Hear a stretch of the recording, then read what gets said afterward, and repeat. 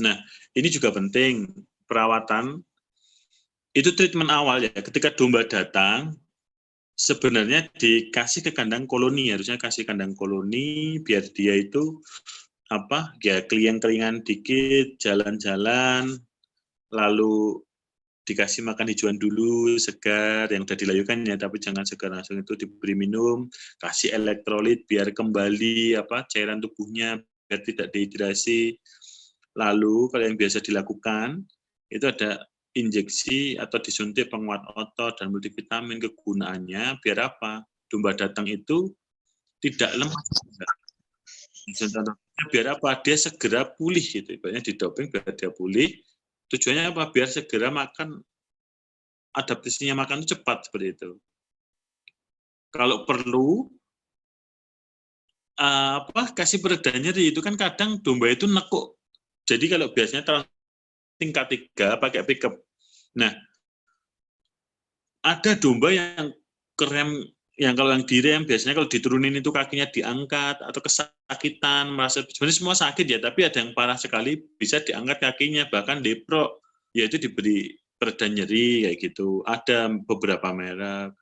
Lalu diberikan antibiotik, antiparasit, cacing, karena kita nggak tahu domba di bakalan yang kita beli itu di sana itu dari bermacam-macam sumber gitu ya, bermacam-macam peternak, bermacam-macam pasar dikumpulkan dari satu, terus ke tempat kita. Makanya kalau saya ratakan disuntik antibiotik lah biar rata, lalu antiparasit karena ada kutu. Nah seperti itu biar parasit luar dalam tuh nggak ada, hilang semua gitu. Lalu obat cacing ditambah seperti itu. Nah setelah itu cek mata dan mulut, biasanya matanya itu berbes ya kan, lalu mulutnya orbs kalau stres. Nah sebelum mata berbes langsung diobatin matanya biar nggak penanganannya terlalu lama, recovery-nya seperti itu.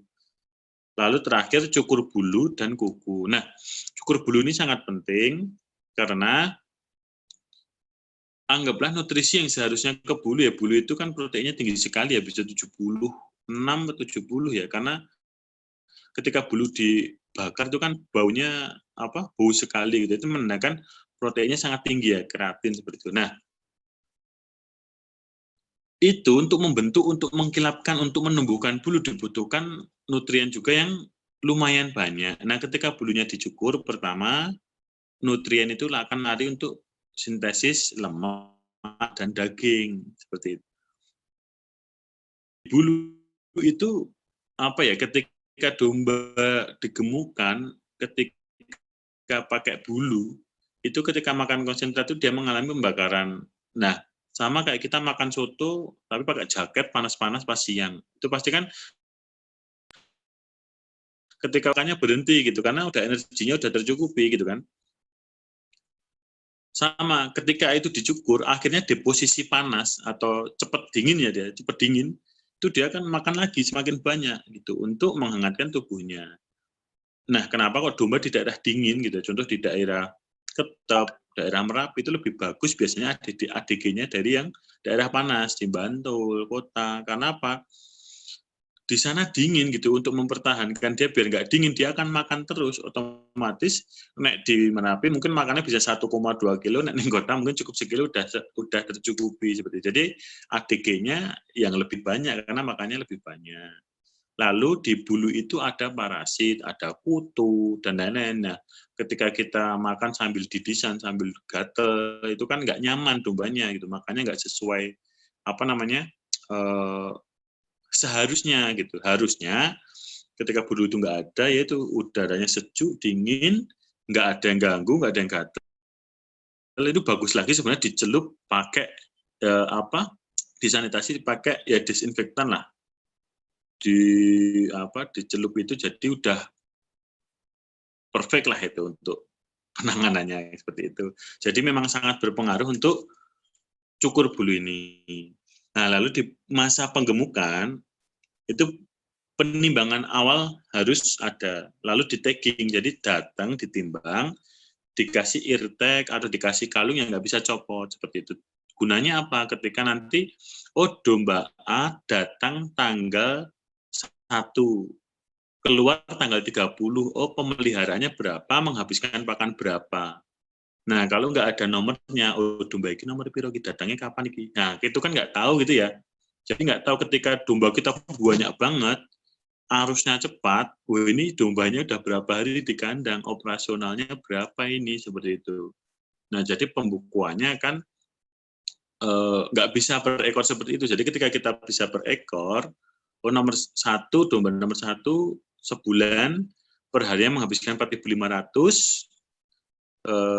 terus habis itu dijual harga umumnya 50.000, keuntungannya berapa, udah tahu, oh domba nomor 1 ini keuntungannya 150.000. Oke, berapa pembukuan per bulan bisa.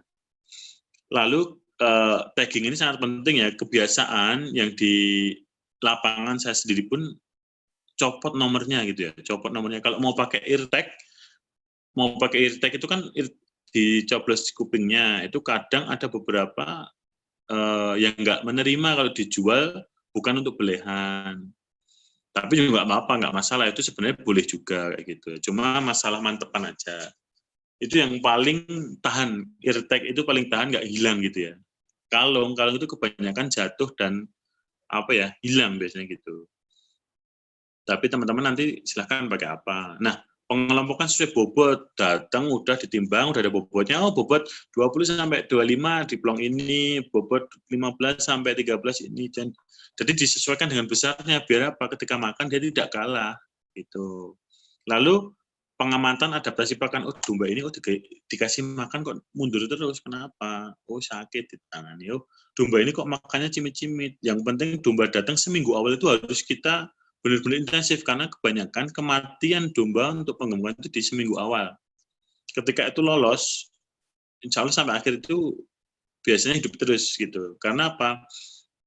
Faktor yang tidak bisa kita kendalikan adalah faktor di jalan ketika mengangkut dari supplier ke tempat kita gitu ya. Seperti itu. Nah, lalu cek konsumsi pakan dan sisa pakan. Jadi ketika kita makan sehari, itu contoh 10 domba, jadi ini bisanya kolektif ya, 10 domba, saya kasih 10 kilo. Oh besok pagi sisa 7 ons. Oke, berarti konsumsi 9,3 kilo untuk 10 domba. Hari berikutnya gitu terus dicatat. Jadi kita akhirnya tahu, oh per hari 9,7 kilo kali pakan per kilo berapa, pengeluarannya segini, sisa segini. Nah nanti besoknya dikurangi lagi nih. Coba, oh sisa apa banyak? Oh ternyata nggak sisa, habis, besok tambahin lagi. Jadi untuk efisiensi sebenarnya seperti itu. Nah, ada beberapa yang harus dicek berkala timbangannya gitu ya, disampling. Kenapa? Target kita nih, oh dalam pokoknya penggemukanku 1 bulan, penggemukanku pokoknya target 10 kilo naik bobot badan. Nah seperti itu ya. 1 bulan lebih dikit atau 2 bulan pokoknya naik 10 kilo. Nah, disampling gunanya apa? Ketika ada yang nggak sesuai, itu langsung kita tangani. Lagi naik 3 kilo ya sebulannya. Iki ada apa kayak gitu ya. Kok lagi naik sekilo ya 2 minggu ya. Ini ada apa? Harus langsung disolusikan seperti itu. Oh, pakannya tambah ini biar ngejar balik lagi ke track ke 10 kilo lagi tadi seperti itu. Biar kita tahu juga, oh bisa answer-answer, oh nanti kira-kira berarti besok itu panen bobotnya segini, proyeksi margin, nah gitu. Yang terus menjaga kenyamanan domba. Jadi nek panas ya tukok kipas angin, sama kandang saya dua tukok kipas angin gitu ya, biar nggak panas gitu karena asbes seperti itu. Lalu kesehatan, nah cek kesehatan berkala ini penting. Kadang ada yang kalah makan, mundur terus nggak makan, terus dia lesu, kalah, meninggal, dehidrasi, mencret, dan lain-lain seperti itu. Karantina domba yang sakit sesuai dengan sakitnya, yang sakit mulut dengan sakit mulut, sakit mata dengan sakit mata. Kalau plongnya nggak banyak atau kandangnya nggak sebanyak itu, ya yang sakit gabungi siji, jadi biar apa? Mudah penanganannya. Ini domba ini harus diperhatikan di satu plong ini, nah seperti itu. Nah, kebanyakan keluhan itu apa? Diare, orf itu mulutnya goengen atau apa, matanya belek, ping gembung, lemes, kurang nafsu makan, terjebak plung-plung domba ya kayak gitu. Terus kalau bisa ya visit dokter berkala setengah bulan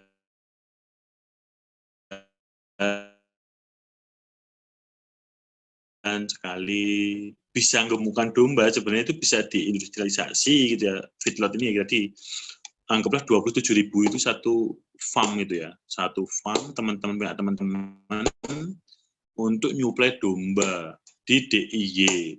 Wah, itu udah besar sekali gitu ya. Nah, feedlot itu biasanya mainnya di jumlah yang banyak, efisiensi produksi, keuntungannya dari pertambahan bobot. Sepertiganya diproduksi, kalau teman-teman bisa penggemukan, baru sepertiga nih langkah untuk sukses.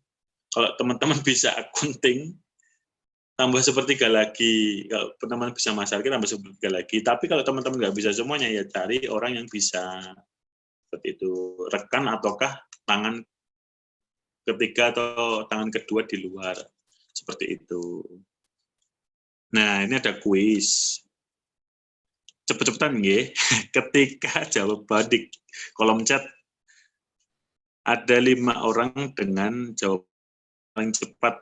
Nah, seperti itu ya. Jenis domba apakah ini yang digambar ini gitu ya. Next, Mas.